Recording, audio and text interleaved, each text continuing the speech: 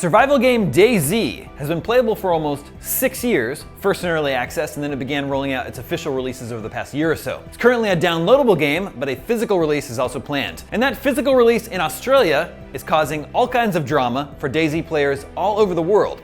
Here's what happened. The Australian Classification Board rates video games similar to the ESRB here in America or PEGI in Europe. Its most severe rating is RC or refused classification.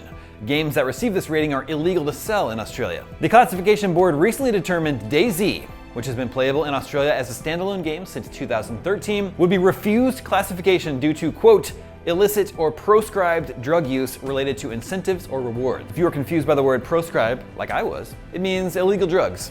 See, we're learning. Anyway, the refused classification rating came after an unsuccessful application to rate the retail console version due out later this year. The digital version of DayZ in Australia was already rated MA 15+ by the automated International Age Rating Coalition classification tool used by the Australian Classification Board to streamline the process of rating downloadable games.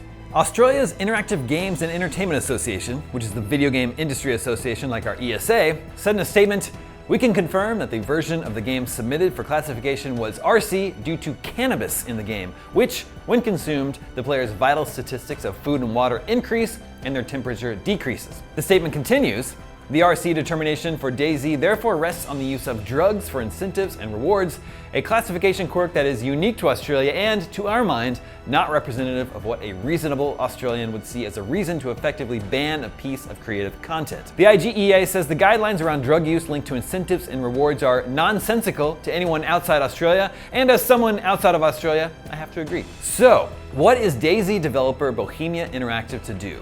The answer, it seems, is to change the game worldwide instead of creating a special version for Australia. The studio told Kotaku, "We don't want to separate Australian players from the rest of the world since many people play cross-region. At the moment, we are editing the global version of DayZ so it will fit into the board's requirements. The key objective is to keep the gameplay as authentic as it was, so players are not affected by this change." Bohemia didn't specify exactly what is being changed, but I would guess the offending cannabis will be changed to something else for everyone, something less offensive to the Australian Classification Board. Pretty strange story, and one we will continue following here at IGN.